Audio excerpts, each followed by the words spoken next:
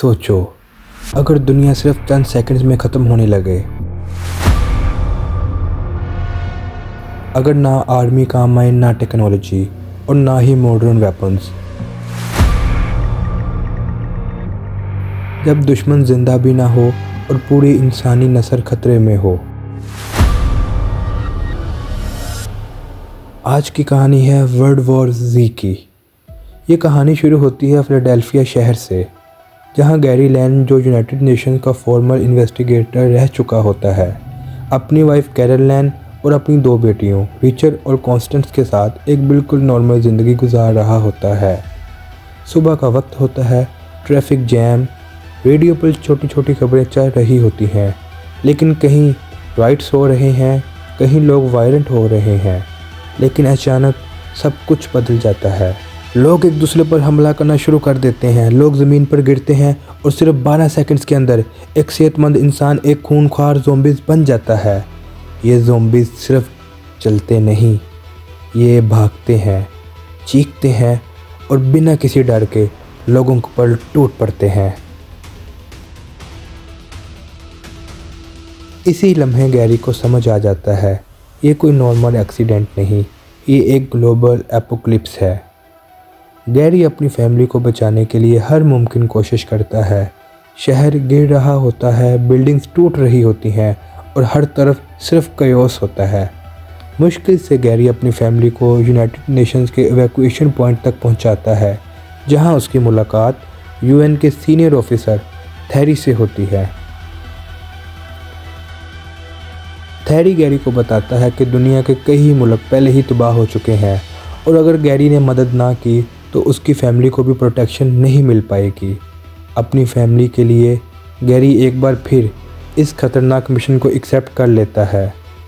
Mission का पहला मरकज़ होता है साउथ कोरिया, जहां गैरी और साइंटिस्ट डॉक्टर एंड्रयू एक मिलिट्री बेस पर पहुंचते हैं। यहां पता चलता है कि इस वायरस को पहले राबीज समझा गया, लेकिन ये उससे कहीं ज़्यादा खतरनाक है। इन्फेक्टेड लोग दर्द महसूस नहीं करते और सिर्फ एक इशारे पर काम करते हैं, जो उन्हें ज़िंदा इंसानों पर हमला करने पर मजबूर करती है। इसी मिशन के दौरान डॉक्टर एंड्रयू एक हादसे का शिकार हो जाता है और मर जाता है। अब गैरी अकेला है, लेकिन जिम्मेदारी और भी ज़्यादा होती है।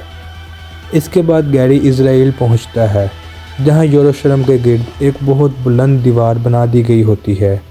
कुछ देर के लिए लगता है कि ये दीवार शहर को बचा लेगी, लेकिन जब लोग गाना गाते हैं, जब आवाज़ फैलती है, तो ज़ॉम्बीज़ उस आवाज़ की तरफ खींच आते हैं। हज़ारों ज़ॉम्बीज़ एक दूसरे के ऊपर चढ़ते हैं और इंसानी दीवार बनाकर शहर के अंदर घुस जाते हैं। इसी कयोस में गैरी एक इज़राइली सोल्जर सैगन के साथ मुश्किल से अपनी जान बचाता है। सफ़र के दौरान गैरी एक बहुत अहम बात नोटिस करता है, ज़ॉम्बीज़ कुछ लोगों को अटैक नहीं करते, ख़ास तौर पर शदीद बीमार लोगों को। यहीं से गैरी को एक नया आइडिया मिलता है, ये वायरस सिर्फ सेहतमंद जिस्म को चाहता है, बीमार जिस्म इसके लिए बेकार होता है। इसी सोच के साथ गैरी वर्ल्ड हेल्थ ऑर्गेनाइजेशन के लैब पहुंचता है।